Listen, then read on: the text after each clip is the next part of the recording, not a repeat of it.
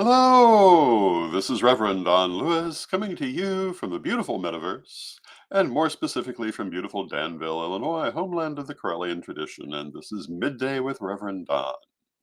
And as you know, if you follow Midday with Reverend Don, you can type your questions or comments into whatever platform you happen to be watching on, and they should show up here in my chat room, and we can talk directly. And today our subject is going to be, as it is on most Wednesdays, Correllian Press. But first, a couple of other points. I am next week going to be narrowing down some of the platforms that I place this program on, specifically some of the Facebook pages. Um, the wider range of platforms is not going to narrow. In fact, it is more likely to expand. But I want to get the numbers more concentrated in certain areas to keep better track of things. I'm also hoping that people will start to individually share the program if they like it. So if you like this program, please feel free to share it on your page. And hello to Janet in the chat room. And Janet says, good afternoon, Reverend Don and everyone watching. And good afternoon, Janet. Good afternoon, Mary. Um, So if you like the program, feel free to share it on your page. I'm currently watching to see where most people are watching the program. Currently, most people seem to watch it on YouTube or the Divination TV page or Witch School, the official page. But I'm still looking at the numbers to try to come up with a um, a good idea of exactly where most people are, and those will be the pages that will continue to have it on a daily basis. I have been putting it out on like 15 different pages, and that's a little bit perhaps a little farther afield than I necessarily want to be posting it if nobody's watching it there, because there are certain pages, it gets one or two views. I think that if I can get those one or two people to watch on one of the other pages, we'll be better off. Anyway, this is what I'm being advised to do by social media um, consultants, so to speak. Um, I am hoping to also expand the number of platforms that I'm putting the program on um, in the next few weeks. So watch for that coming too. So it's not really a contraction, it's part of a larger expansion. Elsewhere in the news, yesterday our guest was Ed the Pagan. We were talking about his Pagan Power course, which is airing on Pagan World at pagan.world/pagan-power. Um, and the first class was last Saturday. The next one is this Saturday at 10 a.m. Central, 11 a.m. Eastern. And this is a very interesting subject. Of course, we talked about it yesterday, so I'm not going to go into great detail about it today, but I highly recommend the class. It's available to all supporters of Pagan World, available to my Patreons, available by invitation. Um, and so it's generally available. I believe that the first class can even be seen on Sir Edward's Facebook page. And Mary in the chat room says, this is awesome. Expanding is good. Yes, it is. And I'm looking at a number of things to expand in coming weeks, both this program and other things that I'm doing. Now, other things I'm doing, that brings us back to today's program, which is about Correllian Publishing. I was expecting to be joined by Krys Copeland today, but something seems to have gone wrong there, so it's just me. It may be the whole daylight savings time thing. I've noticed that this can cause confusion internationally, and of course, Krys is in the Netherlands. So she may not realize that this is the time for the program. Um, but we will work with where we are. Hello, Mary. Um, and it's good to see Mary. And one of the things I want to talk about today is divination. First, though, the next book coming out from Correllian Publishing will be Rev Don's Book of Astrology, currently in its final phases before we order them. So it will be here very soon. A number of people have pre-ordered it. You will have it more or less around the equinox. Um, Probably within about a week of the equinox, so more or less at the time expected. And it's completely written at this point. We're just doing the final touch-ups, and then we'll be ordering it. I think you'll find it very interesting. It does actually include an analysis of my own astrological chart, which was an interesting thing to be including in a book. It was a very interesting exercise in self-reflection. Hello to Steve in the chat room. And so it not only talks about how to interpret a chart, it gives you an example of how to interpret a chart in the form of my own. And of course, if you're going to include um, an example of how to interpret a chart using your own is always a good idea. Some people in historical astrological books will choose well-known celebrities and analyze their charts, but in this case, we included mine. Now, another thing that we have recently brought into Correllian Publishing is divination. If you're interested in getting a reading, we have readers listed at Correllian Publishing, myself, Mary Hawk, and Brian Ellicott at this time. And if you would like a reading with one of us, by all means, go to correllianpublishing.com and you'll find them listed there. And part of that campaign today, I'll be doing mini readings if anyone's interested, beginning in a few minutes. But generally speaking, if you're interested in those mini readings, Mary and Brian do them at Tarot Thursday on Pagan World, or well, on Divination TV, um, and for usually about an hour, they're available to do mini readings for people, and usually once a month I will come on. But this couple of weeks we're going to do them here on Wednesday. And hello to Christine in the chat room. So if you would like to have a mini reading, let me know. And on the subject of mini readings, a mini reading is meant to be kind of an example of a reading. It's not really meant to be a complete reading, but depending on what's concerning you, it can deal with everything you really want to know. Um, but if you're really looking for a full reading, of course, you should go and get a full reading. But mini readings are interesting, and sometimes that again they'll tell you everything you need. Um, when I do mini readings, I can do them for specific questions. Usually, I just do general readings because they'll answer usually whatever you need to know. You don't really have to ask the question. And when I do readings for people, that's how I start. I will come to a point where I'll ask them if they have questions that they wish to ask. Um, but generally speaking, they find that those have already been answered by the time we get there. And Janet in the chat room says she would love a general mini reading. So let us do that. I have my cards. I will be shuffling them, but you probably will not be able to see that because the camera doesn't go that far down. But you can probably hear it. So I'm going to start by clearing them and then charging them for this reading. And we will start by drawing 3 cards. Generally, a mini reading is 3 cards, but we'll see what all is necessary.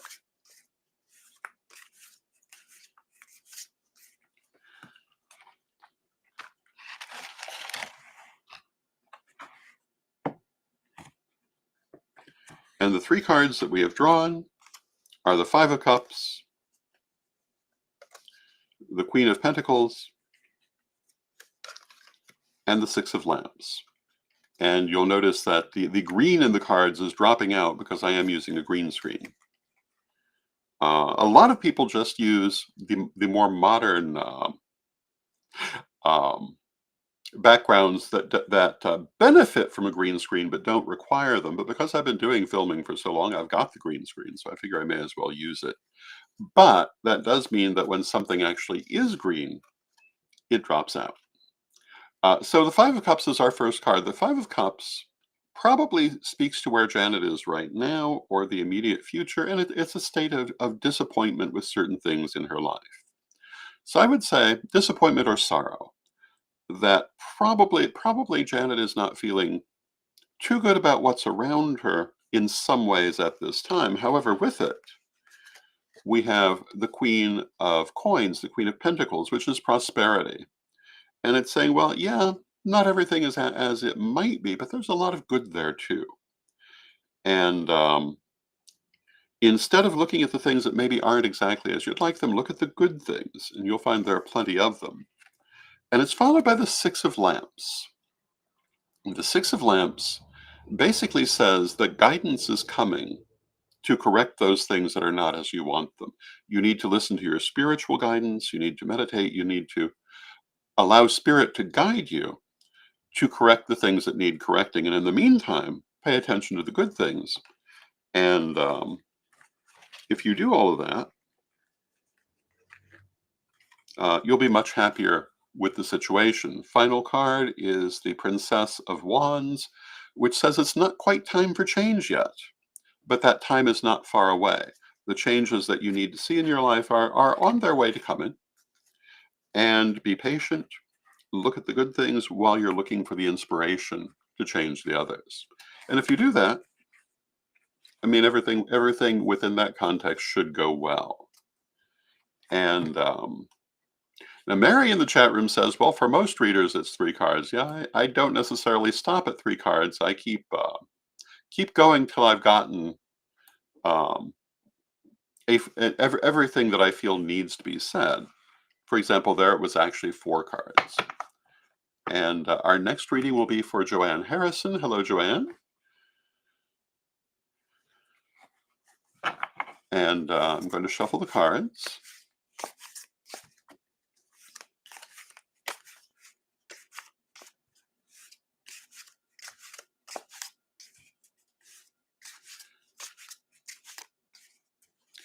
And, mini readings, I've been doing them for some 30 years.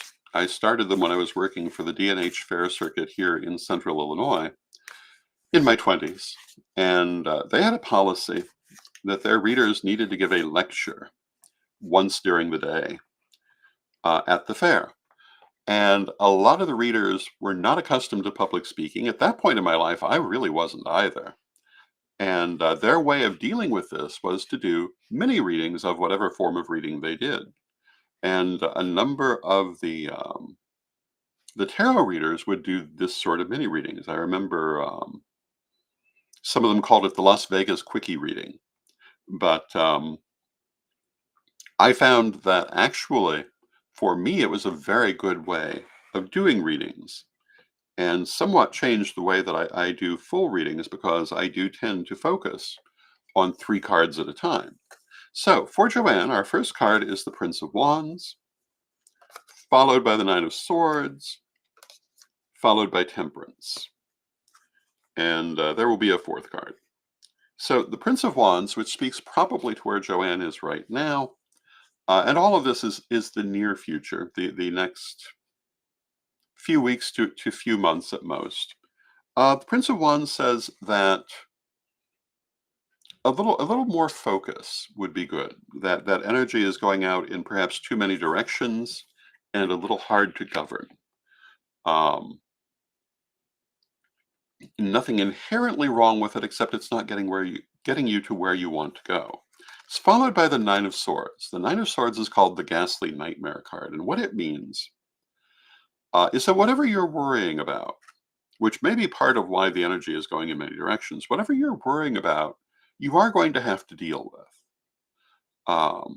But like a nightmare, it's only really going to hurt you if you fall out of bed trying to get away from it. Or to put that in different terms, if you face it head on, if you just deal with it and get it done, it's not going to be such a big issue. And But if you try to avoid it, it will only get worse. And this is partly because I've drawn the Seven of Cups to go with it, partly because there are parts of this that you do not currently see. So what I would say is that whatever that is that's worrying you, do a little more study about it, look a little more closely at it. And you may find that there are resources there that you've not previously been aware of, or options you've not previously been aware of that will make it less worrisome. And the whole thing is followed by temperance. And temperance says that the way you're going to deal with this is by making new situations out of old situations, by taking what you've already got, but creating something new from it. So the solutions to the problem are already there. You don't have to go out and get new ones, but you must make something, you must make different use of what you've already got in order to have the most satisfactory reaction to the situation. And if you do that, you'll have the Queen of Cups, which is happiness. So it looks like a very good outcome, but whatever it is you're maybe hoping to avoid, you must not avoid, but rather face it head on. And hopefully that's helpful. And Janet asks, when will the Infinite Tarot deck be offered again? I'm hoping this fall. I was saying that last year too, but last year was a very disruptive year. So we'll see what happens this year. But I'm hoping that we will probably do some sort of Kickstarter campaign in the way of bringing it back. Not exactly sure how we'll do that, not exactly sure of all the details, but I am looking at bringing it back this year. I know there are a lot of people who'd like to buy it, and so we are looking at bringing it back. And of course, it will be coming from Correllian Publishing. Pretty much everything I do comes from Correllian Publishing. And of course, we also have things coming from people other than myself, which I'm sure we'll be talking about next week. Now, Sherry Hudson has asked for a mini reading, so let us do one for her.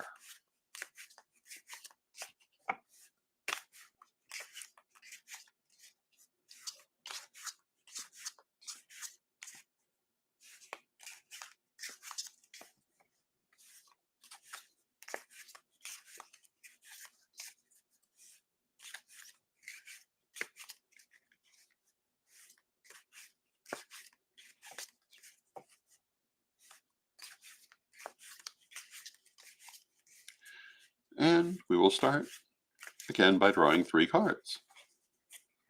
And 3 cards may be all that we need, or as Mary points out, we may need more. And our first card is the Prince of Swords. And the Prince of Swords says that in the situation Sherry is facing in the near future, again, the next few weeks, the next couple of months, it's very important to have a good, healthy dose of selfishness in dealing with them. Not a negative dose of selfishness, but rather make sure that what you need, you get. It would be very easy for you to go through these situations and not get what you need from them if you yourself don't pay attention to that. So do not be so nice that you give away the farm. Do not be so cooperative that that you cannot get what you want from the situation.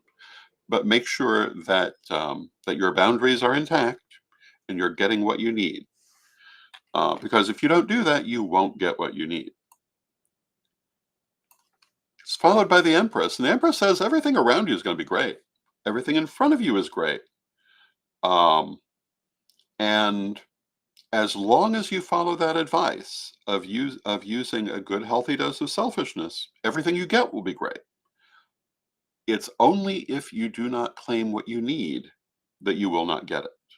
So make sure you're watching your own interests. Nobody else will be watching them for you. Make sure you're watching them. And then we have the Two of Swords, and that says this involves another person with whom you have a partnership of some sort. Usually with the Two of Swords, it's not a romantic partnership. It might be a business partnership, might be a friendship.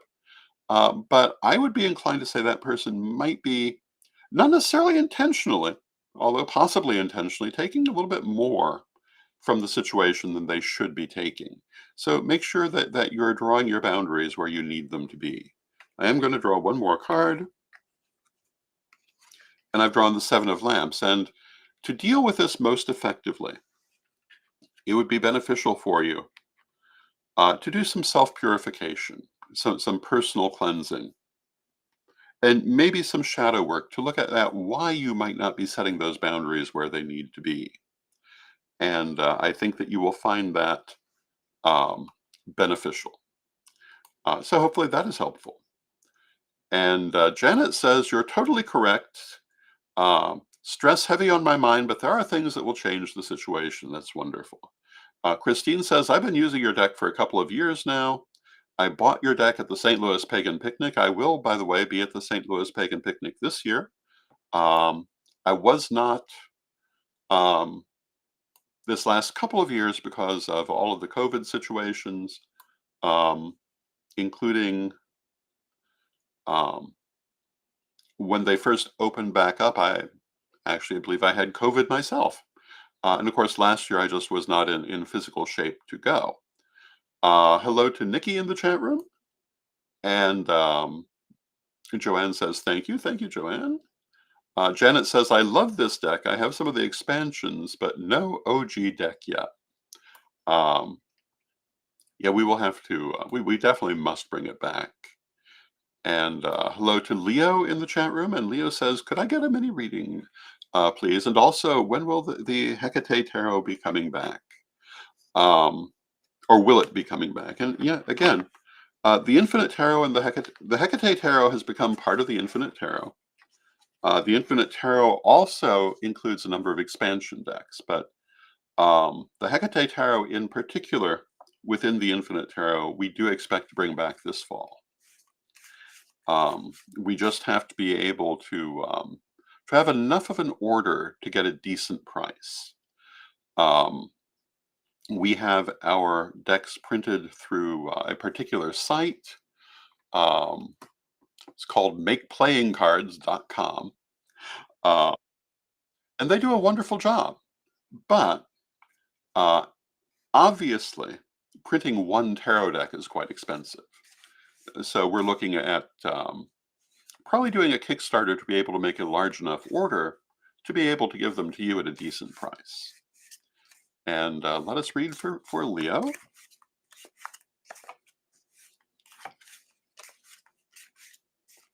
And for people who are not familiar with the Tarot of Hecate, it is a 100 card tarot that I created back in the 1980s. It's the tarot I'm reading with. And I created it under the inspiration of Lady Bitterwind, who is one of our former first elders of the Correllian tradition, and my adoptive sister. Lady Bitterwind was a fascinating woman with a very unique way of looking at things, and she pretty much forced me to make a tarot deck. By the time I did it, it was no longer being forced, but she really was insistent that I must make a tarot because she felt the artwork that I was doing was so symbolic that it just cried out to be a tarot deck. So we did the Tarot of Hecate. And it was originally done as a black and white deck to be printed by Gemini Press back in 1986, maybe. And Mary says, I absolutely love mine, the deck. And then it sat for 30 years because of various things that happened. Gemini Press, as far as I know, no longer exists. I'm assuming that the lady who ran it must have died. I never heard one way or the other. Janet says, Lady Bitterwind was extremely creative and generous. Yes, she was. She was an artist in her own right. Why she never did a tarot deck of her own, I don't know. But anyway, I kind of did it with her. And in the early 2000s, we came back to the Tarot of Hecate and added color to it. So you're looking at 30-year-old black and white artwork and,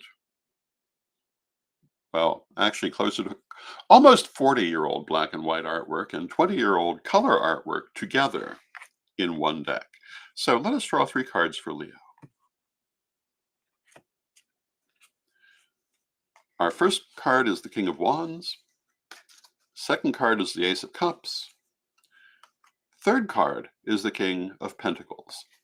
And one of the things you'll notice about the Tarot of Hecate um, is that there's a lot of black line work in the artwork, and that's because it was originally black and white. If I were doing, well, as you look at the other expansion decks of the Infinite Tarot, you'll notice the style is not the same because they were done in color. But if you go back to the 1980s, I was not really known for being a color artist. I was known for black and white work. So for Leo, first card is the King of Wands. The King of Wands is passion. And it says that in the immediate future, where your focus is going to be is where your passion is, the things you most care about. You're going to be very much oriented on dealing with these things. I'm going to draw another card to go with it. We have the Fool. I was hoping that would tell us exactly what part of life. The Fool is the higher self. It is the soul. So it's saying, this could be any part of your physical life, but it's coming from your spirit, and where your spirit is moving you is where your focus is going to be. And in that area, you have the Ace of Cups and the King of Coins. And the Ace of Cups is happiness. The King of Coins is money. So I would say you have a very fortunate period coming in this next, 4 to 12 weeks, give or take. And as long as you allow yourself to be guided by your passion, everything's going to be really good. The Ace of Cups and the King of Coins are about as good as you could ask for in terms of the phenomena you can expect. And so I would say enjoy this period. And I've drawn another card for your outcome, and I've drawn the Princess of Lamps. And Lamps is a suit that we have in the Tarot of Hecate that we don't have in a normal tarot. The Princess of Lamps basically means sorcery, magic, but it means magic for yourself. And it's saying to focus on what you want to manifest, what you want to have in your life, and that's what you're going to have. So a very good period for Leo. With that, I see that we've come to the end of our half hour. I hope that I got everybody. But we may be doing this again next week, and if not, there's always Tarot Thursday, which comes every week. So I hope that you've enjoyed this. Tomorrow, I'm going to be talking about something about the history of board games and their spiritual significance, and probably a few other subjects that will work their way in.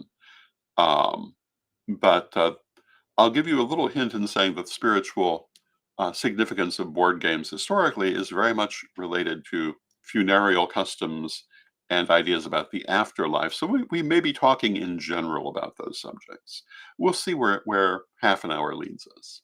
But with that, I want to thank you for joining me today. I love spending this time with you. I love talking with you. And please, if you enjoy the program, please consider sharing it on whatever platform you're watching on. If you're watching on Facebook, please share it on your Facebook page. If you're watching it on Instagram, share it on your Instagram page, or on YouTube, or wherever. And also please consider liking it. And Janet says, thank you for these wonderful readings today. Thank you, Janet. I'm glad it was good for you. I will see you again tomorrow, and let us close with our prayer, as we always do.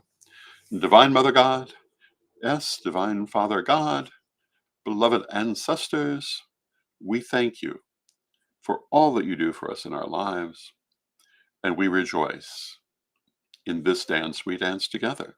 Beloved Mother Goddess, beloved Father God, beloved ancestors, we ask you to help us to always be mindful of the guidance of Spirit, whether it comes to us through divination, through meditation, or just through the little voice in the back of our head.